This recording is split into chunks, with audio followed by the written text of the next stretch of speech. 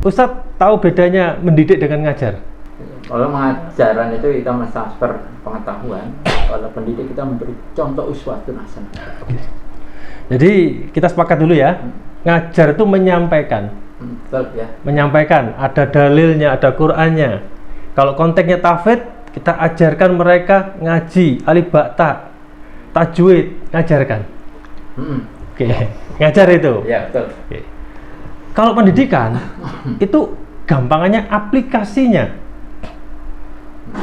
Aplikasinya, Ustadz ngajar tentang akhlak, husnudon, itu pengajaran. Sikap sehari-harinya bagaimana aplikasi husnudon? Iya. Oke. Ini saya belum masuk ke cara tahfidznya dulu. Oke. Jadi ada dua aspek yang harus dipantau, diawasi, diamati.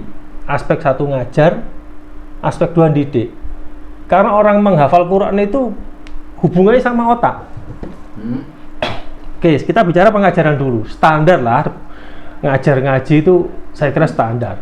Ya, anaknya berhadapan sama kita, sama muhafid.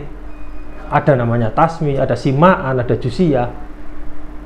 Itu standar pengajaran pondok tahfidz dimanapun sama seperti itu. Yang membedakan yang sangat krusial di sini adalah bagaimana anak itu menghafalnya bisa, kan gitu.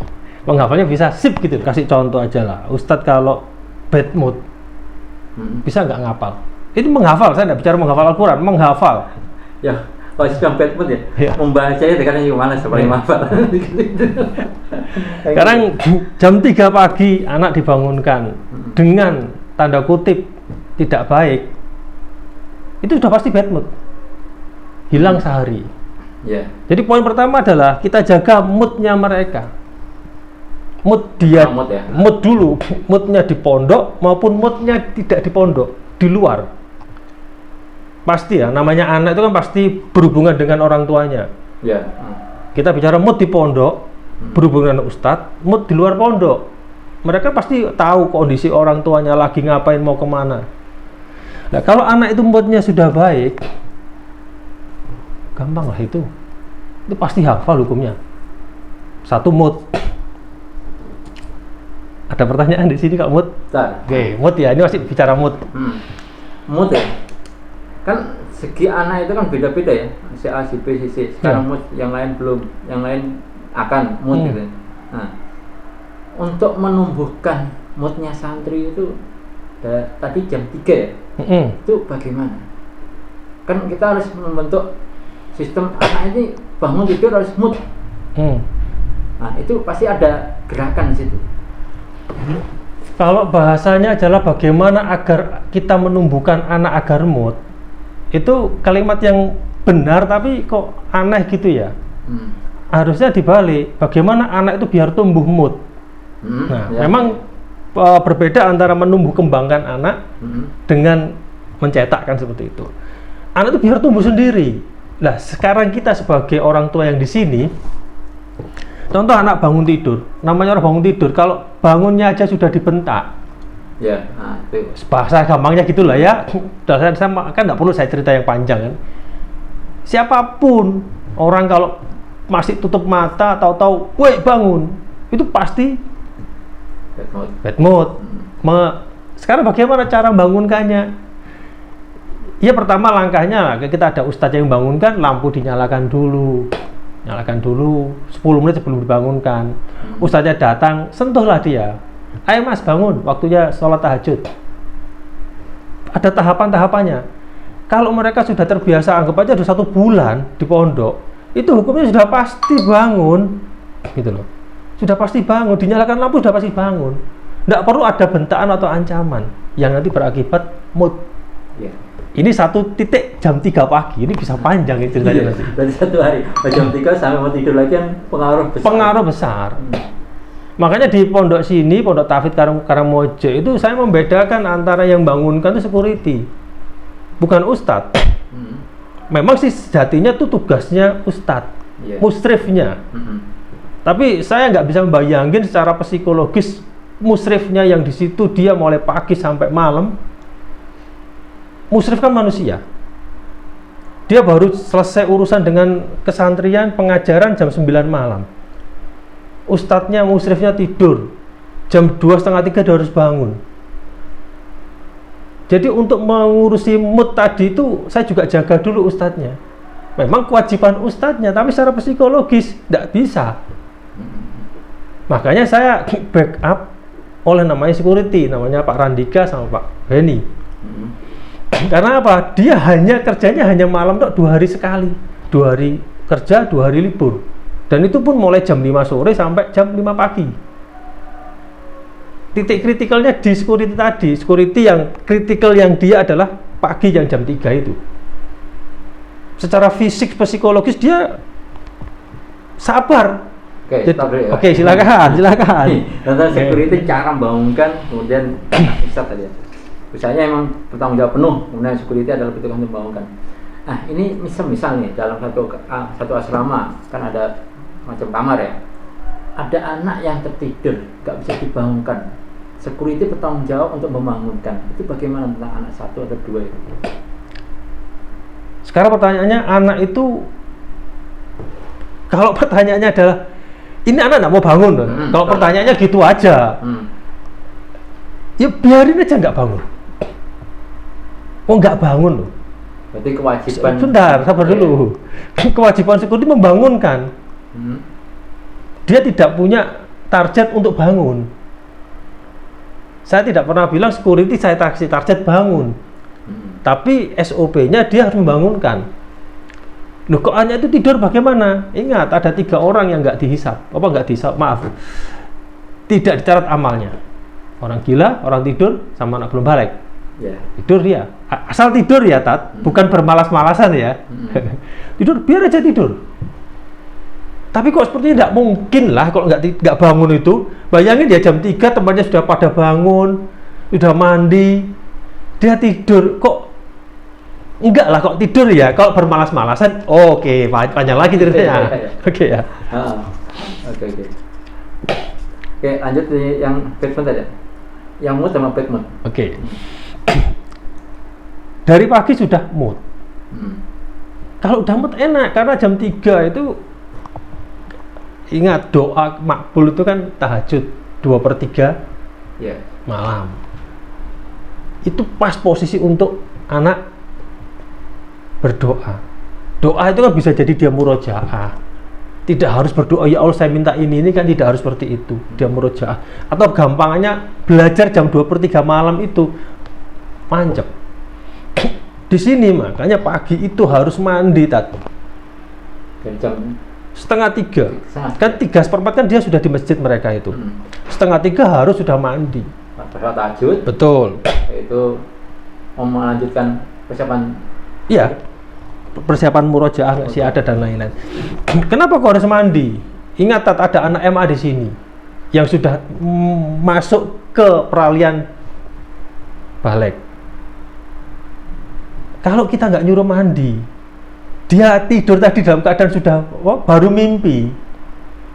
Kok dilalak Ustadz suruh jadi imam? Gak masalah semua nanti. Iya. Paham mau filosofinya kenapa kok pondoknya harus mandi? Kita kan nggak mungkin nanya habis mimpi kan nggak mungkin. Mandi bersih seger, masuk masjid jam 3/4. Idealnya seperti itu. Pasti ada yang plus minus kan pasti ada. Mereka ngaji 1 jam sampai jam 4/4 atau sampai subuh. Udah selesai. Salat subuh, ketemu ustadznya, ada wejangan dari situ sama ustadznya kajian sebentar. Paling nanti keluar masjid jam 6. Itu pun kalau tidak ada bahasa Inggris. Kalau ada bahasa Inggris bisa sampai jam 7.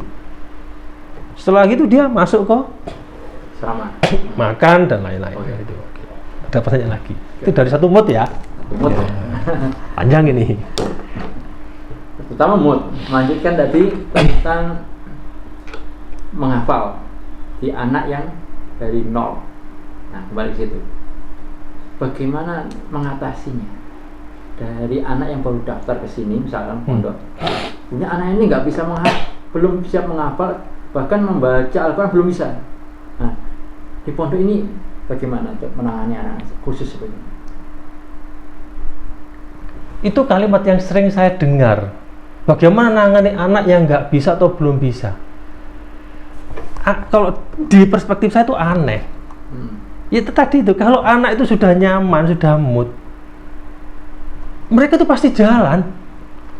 Dengan terbiasanya. Betul. Tapi ingat ya, sistem pengajarannya jalan ya. Pagi jam 7:30 sudah mulai start. Ustazah Sukarti, Ustazah Fira, muhafidz sudah siap. Itu nanti sudah jalan.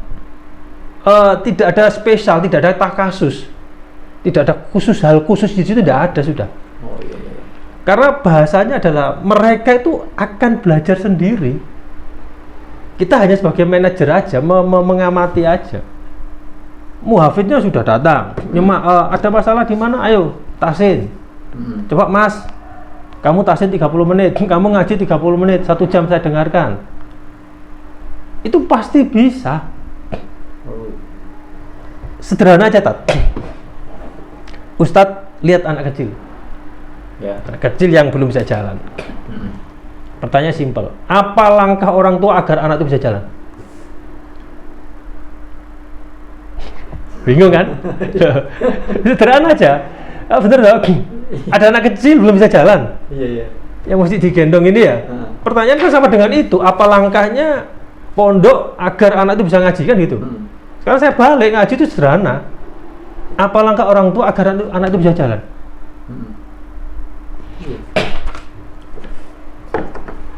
Anak, ini pertama, kumpulkan aja anak tadi yang belum bisa jalan kepada teman-teman yang bisa jalan. Ini akan berusaha sendiri dia jalan. Itu sudah pasti itu. Betul itu. Terjadi. Paham ya? Kembalikan ke fitrahnya mereka. Kita tidak usah repot-repot. Kalau kita kepingin cepat bisa, kita sebagai apa? Buffer, penguat. Gamenya aja. Contoh, enak kita tetah, kita tekno. Tahu tetah ya? Tetah itu tangannya anak diangkat ini.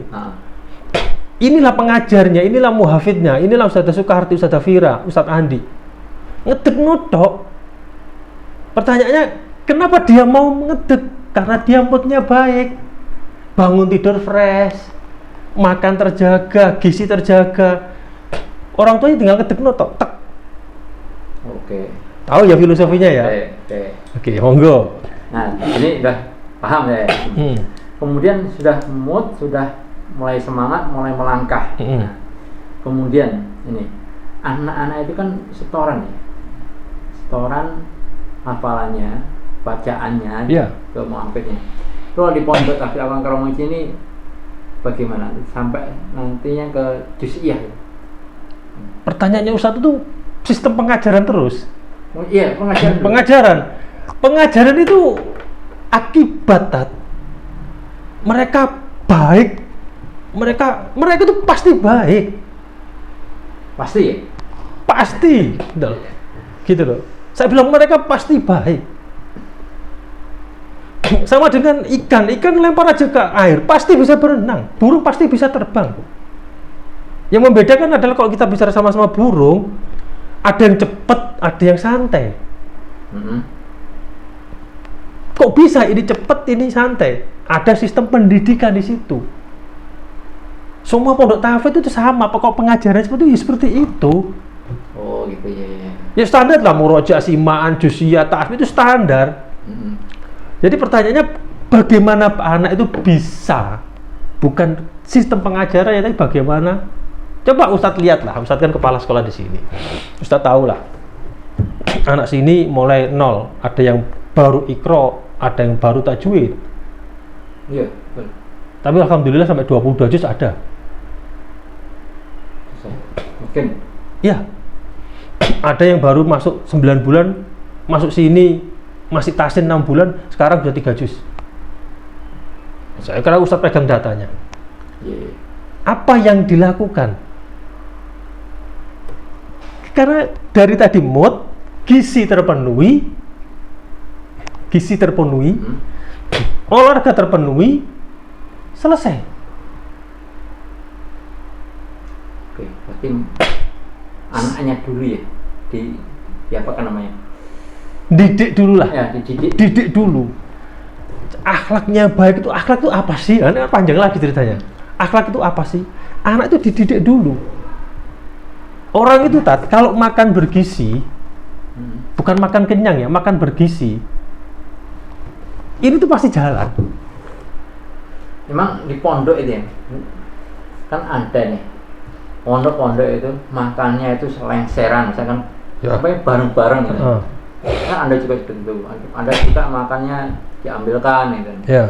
Dengan menunya itu kemudian nggak suka beli ke warung atau jajan menu tambahan. Kalau di pondok sini, bagaimana untuk bisa menumbuhkan gizi anak sehingga memperkuat daya pikir dan ingatnya untuk menghafal. Ini saya bicara tentang tadi kan mood. Sekarang kita mengarah ke nomor 2 adalah gizi. Jadi ada si pondok yang SPP-nya sekian ratus ribu, tapi makan di luar. Ya ada. Oke, ada. Ada yang sekian ratus ribu, tapi ikannya beli di luar. Saya dari perspektif pengasuh pondok, saya tidak sepakat dengan itu. Sistem di sini tidak seperti itu. Karena kontrol gizi tidak bisa. Memang akibatnya adalah SPP-nya mahal di sini.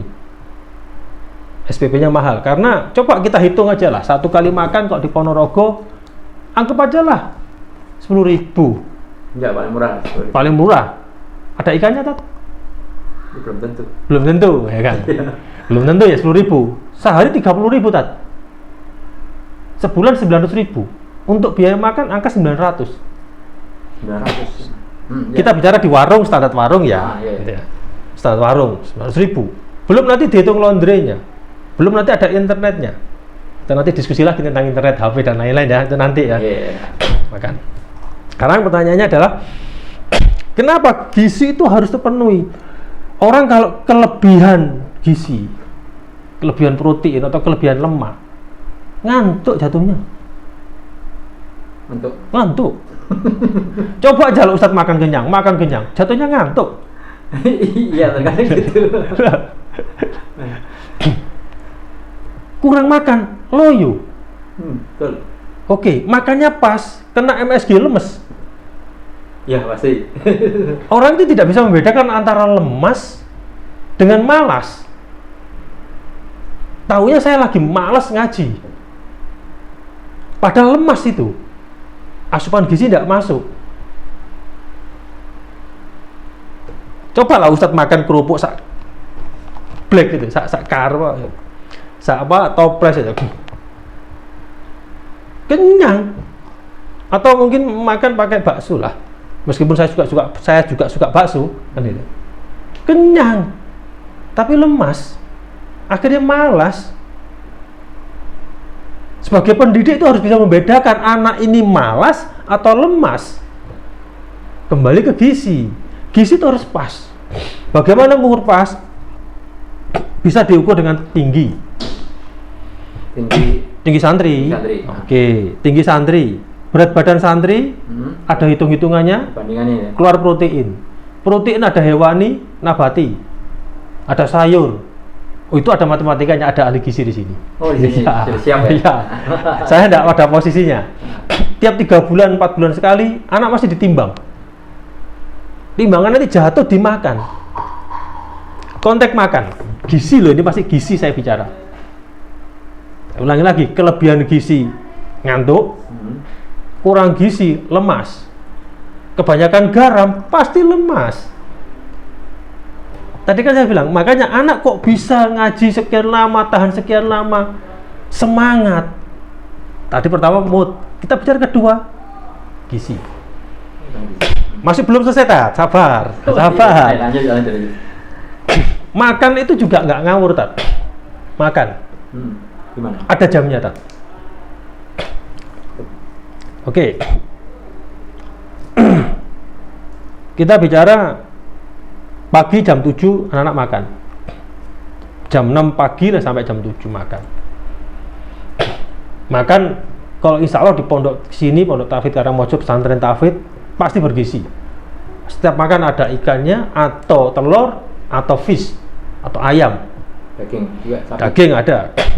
Dengan perhitungan ahli gizi atau orang yang ngerti gizi.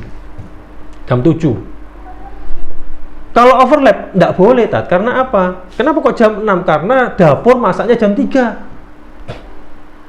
Dapur tuh masak jam 3, Tat.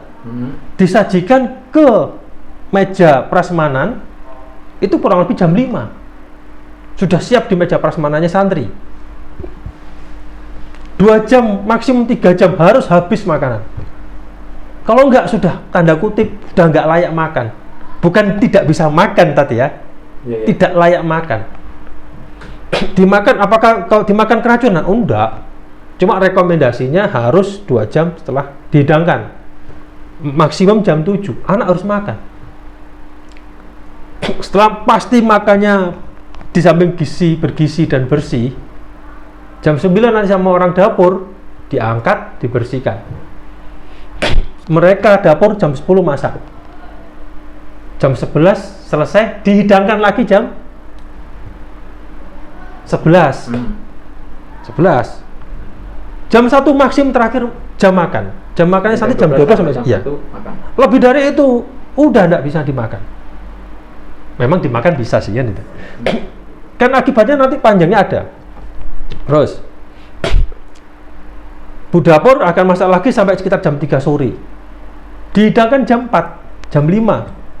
Sama, jam 6, 7 malam harus terakhir waktu makan. Nah, titik kritisnya jam 6, jam 7 itulah yang sering dilanggar. Maksudnya gimana? Ya, maksudnya gimana? Jam 7 mereka makan, 19.00 terakhir makan. Terakhir jam 7 malam. Kenapa saya bilang terakhir itu ada 2 pertimbangan. Pertimbangan pertama adalah karena dapur naruhnya jam 4. Maksimum 2 jam. Pertimbangan kedua, waktu tidurnya dia jam 9. Oh iya.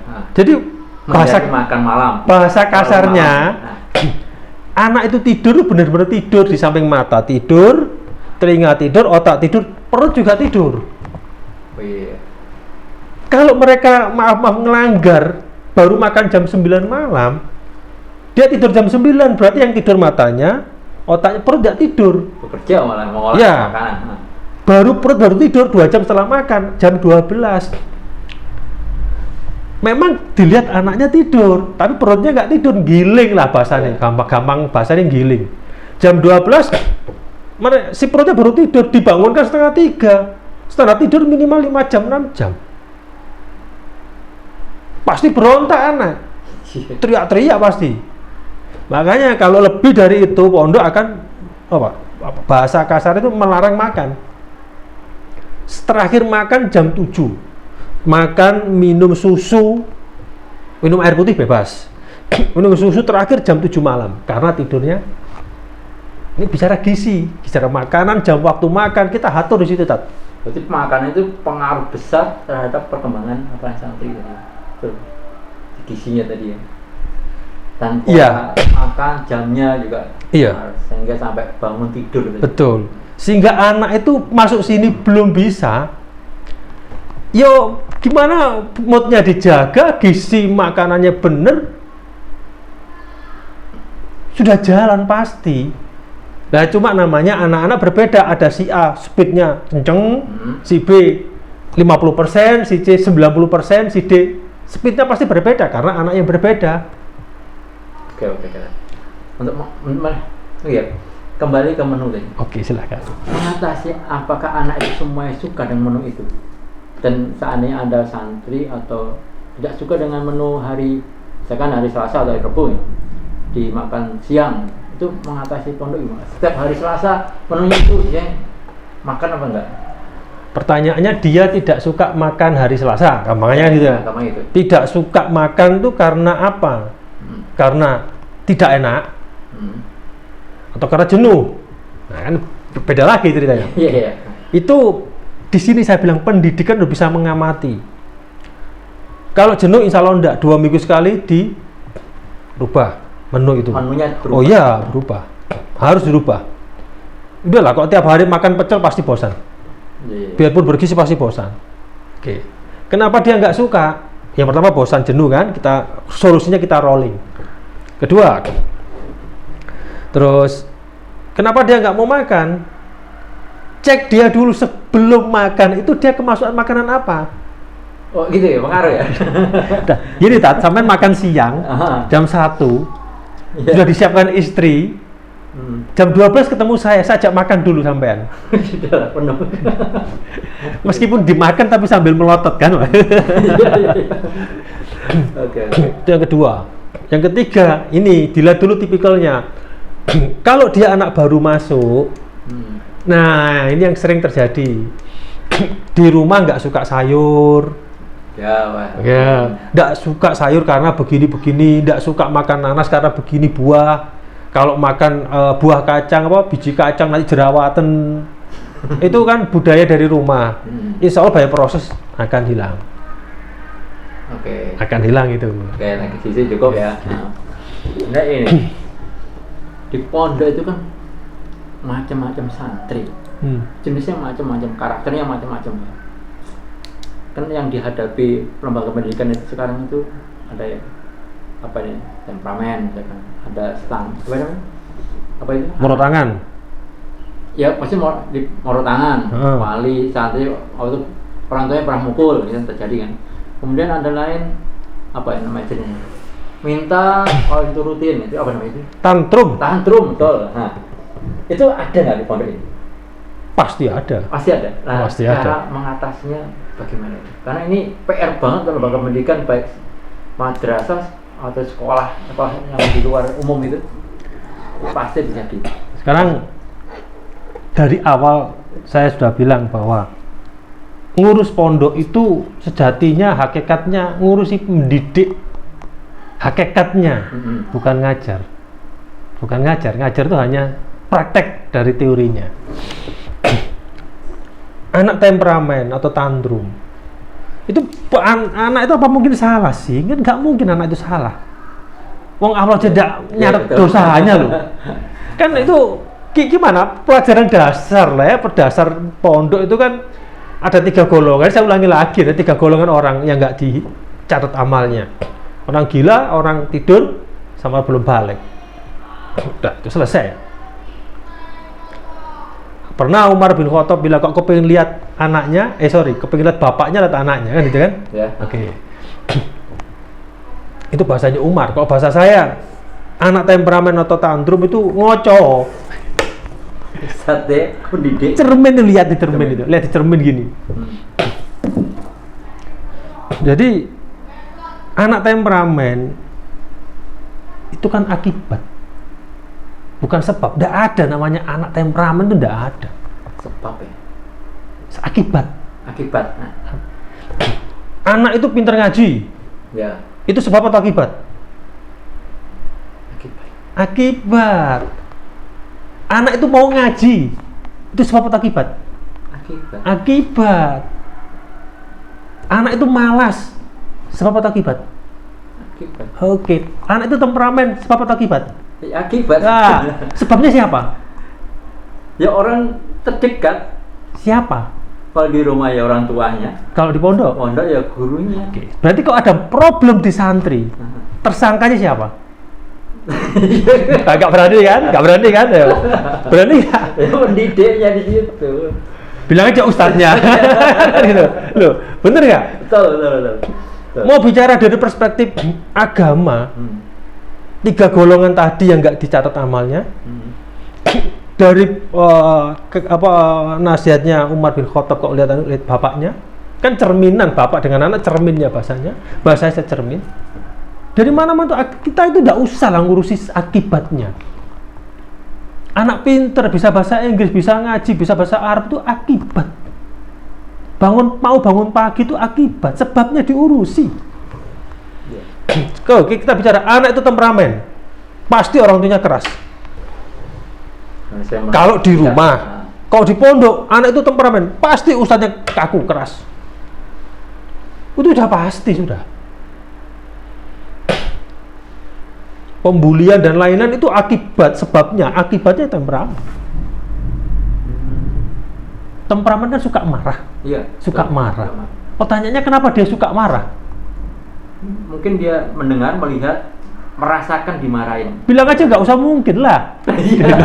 Ya kalau mungkin itu berarti pasti dia melihat pernah Contoh, saya santri, Ustadz Tari Budi Ustadz. Saya tanya, Ustadz Tari Budi marah. Saya bertanya, Ustadz Tari Budi jawabannya keras, marah.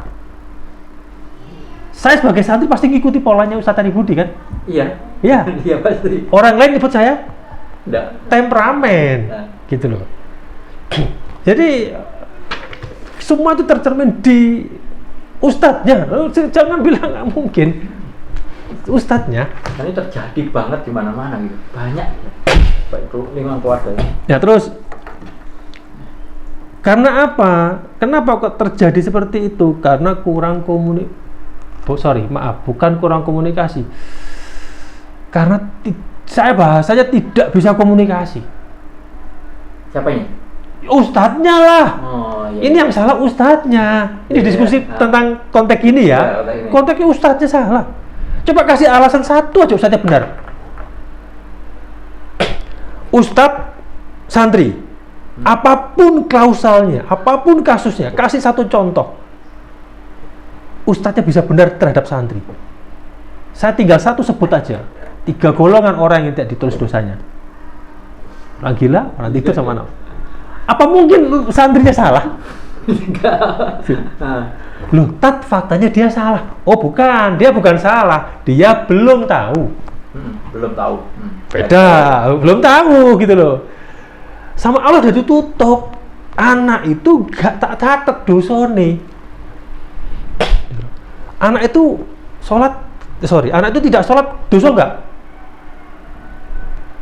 Anak itu tidak sholat dosa enggak? Ya. Jawab aja dosa atau tidak? Tidak.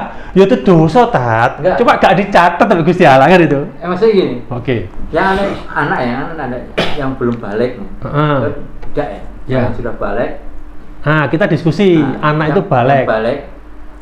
Yang balik itu kan pasti kena dosanya. Oke, saya tanya dulu. Balik itu cirinya seperti apa syaratnya balik itu? Kita selesaikan dulu balik dulu. Akil balik. Pernah mimpi basah. Oke, 1 mimpi basah kalau laki-laki. Ya. Kalau cewek menstruasi. Itu syarat pertama kan? Syarat pertama. Yang kedua apa? Akil. Itu iya apa? Akil. Berakal. Iya, kapan itu berakal dia? Pendapat ulama itu mulai dari 12 tahun sampai 19.